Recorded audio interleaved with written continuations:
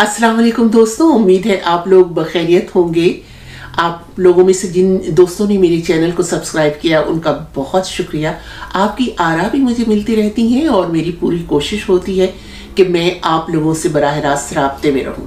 और दोस्तों, आज मैं आपको पाकिस्तान में 1984 में होने वाले रेफरेंडम की कुछ झलकियां दिखाने वाली हूं।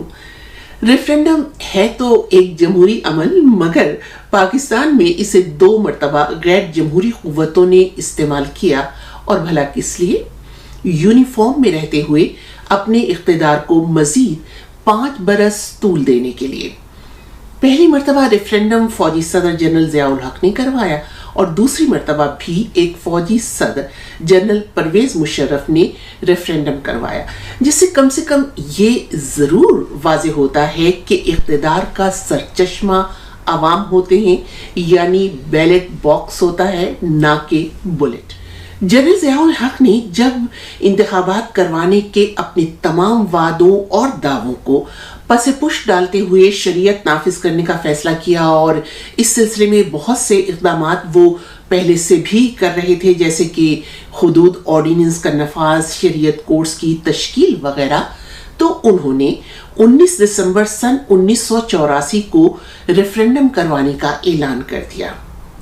रेफरेंडम के लिए इन अल्फाज का चुनाव किया गया कि अगर आप मुल्क में इस्लामी निज़ाम के नफाज की तौसीक़ करते हैं तो उसका मतलब ये होगा कि आपने मुझे यानी सदर जनरल ज़ियाउल हक को आइंदा 5 बरस के लिए सदर मुंतखब कर लिया।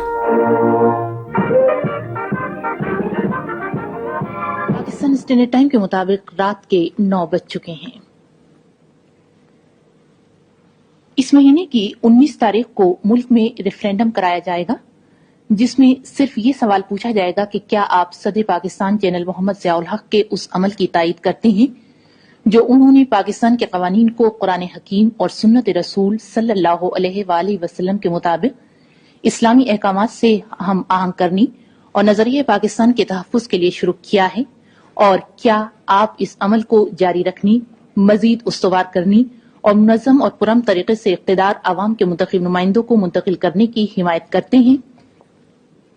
अगर वोट डालने वालों की अक्सरियत ने इस सवाल का हाँ में जवाब दिया तो उसका मतलब होगा कि पाकिस्तान के अवाम ने मौजूदा हुकूमत पर एतमाद किया है, उसकी पॉलिसियों की तायीद की है और जनरल मोहम्मद ज़ियाउल हक को आइंदा 5 साल के लिए सदर मुंतखब कर लिया है। मुल्क ने हुकूमत की पॉलिसियों पर अवाम का एतमाद हासिल करने के लिए रेफरेंडम के जिस प्रोग्राम का ऐलान किया, उसका फैसला आज रावलपिंडी में काबीना के इजलास में किया गया। सरकारी तर्जुमान ने बताया कि वफाकी काबीना के गुज़श्ता कई इजलासों में भी अवाम की राय मालूम करने के लिए तरीक़ेकार पर गौर किया गया। तर्जुमान ने बताया कि रेफरेंडम के इनाकाद और वोटों की गिनती के लिए इलेक्शन कमीशन जरूरी इंतजामात करेगा। सदर ममलकत ने आज एक हुक्म जारी किया, जिसे रेफरेंडम ऑर्डर 1984 कहा जाएगा।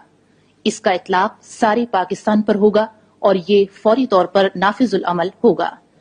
किसी अदालत को, जिनमें आला अदालतें भी शामिल हैं, ट्रिब्यूनल या किसी दूसरे इदारे को इस हुक्म की किसी दफा या इसके तहत की गई या की जाने वाली किसी कार्रवाई को किसी भी बुनियाद पर समाअत करनी या हुक्म इम्तनाई जारी करने का इख्तियार नहीं। भी दफा पर अमल दरामद के सिलसिले में पैदा होने वाली किसी भी दुश्वारी को दूर करने के लिए सदर जो भी मुनासिब समझी कोई भी दफा बनाएंगे। एक इस्लामी मुल्क में भला कौन इस सवाल का नफी में जवाब देता? तो इस तरह उन्होंने खुद को इस्लाम से नत्थी करके मजीद 5 बरस इख्तिदार में रहना चाहा, और जाहिर है कि वो रहना चाहते थे। और इसको इस तरह भी देखा जाना चाहिए कि 8 बरस इख्तिदार में रहने के बावजूद न जाने क्यों जनरल ज़ियाउल हक में इतनी हिम्मत नहीं थी कि वो खुद को सिविल लिबास में अवाम के सामने पेश करते।